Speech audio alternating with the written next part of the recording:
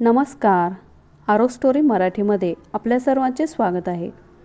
आज आपण ऐकणार आहोत एक हृदयस्पर्शी कथा, घुसमट. परी घरातली सगळ्यात लहान, 2 भावांच्या पाठीवर झालेली. मुलीची हौस होतीच बापटांना. परी झाल्यावर तर आकाश ठेंगणं होतं त्यांना. त्या छोट्याशा परीला जेव्हा त्याने हातात घेतलं, डोळे पाण्याने भरून आले होते. देवाने जगातलं खूप मोठं सुख पदरात टाकलं. परीला परीसारखंच ठेवेन हे तेव्हापासूनच त्याने मनात पक्क ठरवलं. गोरी गोरी, गोबऱ्या गालाची, निळ्या डोळ्याची आणि हसली की तिच्या उजव्या गालावर सुंदर खळी, अशी होती परी बापट. हो, तिचं नाव त्याने परीच ठेवलं. शाळेत जाताना दोघे भाऊ तिला तिचं शाळेचं दप्तरसुद्धा उचलू देत नसत. तिघेही शाळेत बरोबर जात. परीला अगदी वर्गात सोडून मग हे दोघे त्यांच्या वर्गात जात. शाळा सुटल्यावर पण तिला घेऊन मगच निघत. खूप जीव होता सगळ्यांचा परीमध्ये. आईबाबांसाठी तर ते शेंडफळ होतं. ती जे म्हणेल ते तिला ते देत. परी जशी जशी मोठी होऊ लागली तशी ती अजूनच सुंदर दिसायला लागली. तिचे निळे डोळे, गालावरची खळी मोहून टाकायची समोरच्याला. तिच्या भावांना आणि वडिलांना तर तिचा खूप अभिमान होता. पण आईला खूप काळजी वाटे. पोर दिसायला चांगली, लोक नाहीत ना पण तशी. त्या रोज तिची दुष्ट काढायच्या. त्यावर तिचे दोन्ही भाऊ आईला समजावत, आम्ही आहोत ना, नको काळजी करू. परीला रूपाचा गर्व नव्हता. एक दिवस तिचे वडील ऑफिसमधून घरी आले. चहा घेतला आणि अचानक त्यांच्या छातीत दुखायला लागलं. तिचा मोठा भाऊ घरी होताच. त्यांनी त्याला जोरात आवाज दिला आणि ती खाली कोसळली. ॲम्ब्युलन्स बोलावून दवाखान्यात नेईपर्यंत खूप उशीर झाला होता.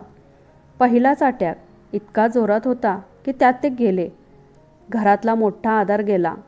ह्यातून सावरायला सगळ्या घराला 2 वर्षे लागली. मोठ्या भावाला जॉब होता. त्याच्यावरच आता घराची जबाबदारी होती. छोटा भाऊ लास्ट इयरला होता आणि परी फर्स्ट इयरला. कॉलेज संपलं आणि नातातल्याने एक स्थळ तिच्यासाठी सुचवलं. चौकशी केली आणि मुलगा चांगला आहे कळलं. 5 वर्षांपूर्वीच त्याचे वडील वारले होते आणि तेव्हापासूनच तो घर सांभाळत होता. घरात आई आणि तो. मोठ्या बहिणीचं लग्न झालं होतं. स्थळ थोडं लांबचं होतं, पण मुलगा चांगला होता. लग्न ठरलं. खूप धूमधडाक्यात परीचं शरदबरोबर लग्न झालं. शरद एका प्रायव्हेट कंपनीमध्ये कामाला होता. पगारही चांगला होता त्याला. परी त्याला पाहताच आवडली होती. शरद एक चांगला मुलगा होता, पण वाईट संगतीमुळे दारूचं अतिशय व्यसन लागलं होतं. हे लग्नानंतर थोड्याच दिवसात परीला कळलं, पण चौकशी केली तेव्हा कोणी का सांगितलं नाही हे कायम परीच्या मनात येई. शरद रोज पिऊनच घरी येत असे. घरी त्याची आई आणि त्यांच्या शेजारीच त्याची मोठी बहीण राहत होती. शरद सगळा पगार आईला देत आणि शरदचा पगार मिळाल्या आई पहिले त्यांच्या बहिणीच्या घरी सगळं सामान भरून, बिल भरून मग उरलेल्या पैशात घराचं बघे. तसं बघितलं तर तिच्या नंदेची परिस्थिती चांगली होती.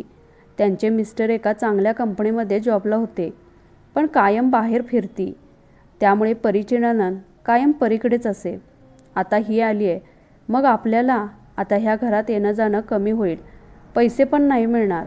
शिवाय परी दिसायलाही छान, त्यांच्यापेक्षा तर कितीतरी पटीने छान होती. ह्या विचारामुळे आणि द्वेषामुळे तिच्या नंदेने सासूच्या मनात परीविषयी वाईट मन करायला सुरुवात केली. तसं त्यांच्या मनातसुद्धा परीमुळे आता शरद आपल्याला पैसे देईल की नाही ही एक गोष्ट होतीच आणि तिच्या नंदेने त्याला अजून खतपाणी घालायला सुरुवात केली होती. त्या दोघी सतत परीला टोमणे मारत, काम काढून स्वतः निघून जात व तिला सगळी कामं सांगत. तिला त्या शेजारीसुद्धा कोणाशी बोलू देत नसत. परी ही गोष्ट घरी सांगू शकत नव्हती. आईला वाईट वाटेल, दोघे भाऊ भांडायला येतील, उगाच वाद कशाला, ह्यामुळे परी माहेरी जात नव्हती.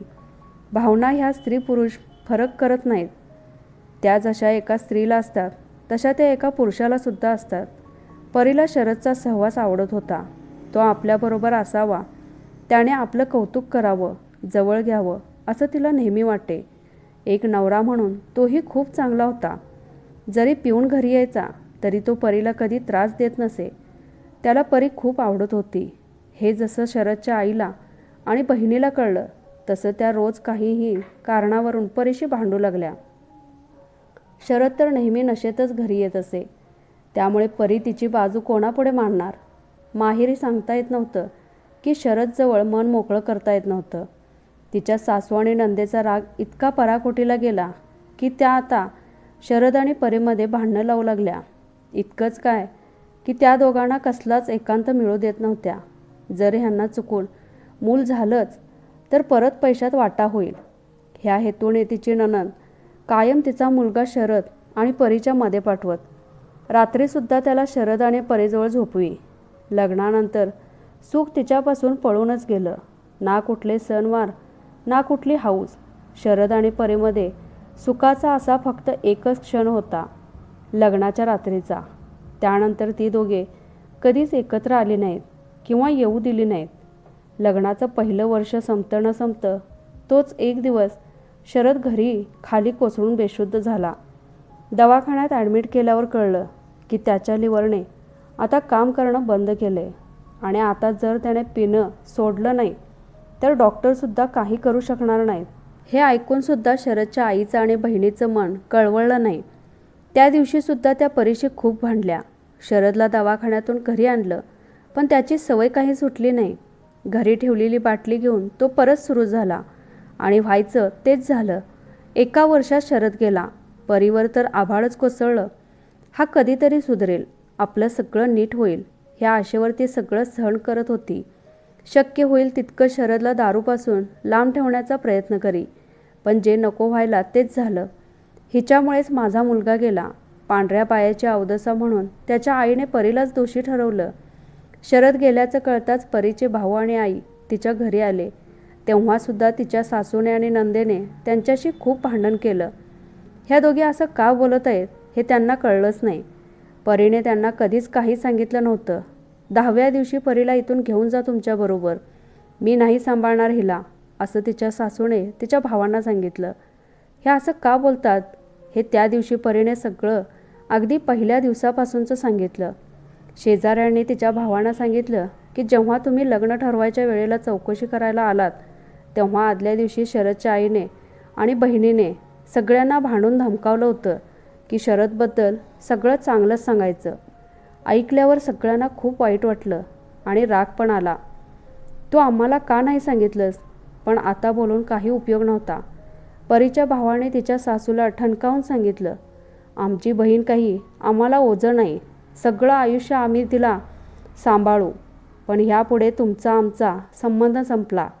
कुठल्याही प्रकारे केव्हाही परीला कॉन्टॅक्ट करायचा नाही. आणि ते परीला घेऊन घरी आले. 2 वर्ष परी भांबावलेल्या अवस्थेत होती. ना कोणाशी बोलत ना धड खात पीत. आपण परीचं नुकसान केलं असं तिच्या भावांना वाटे.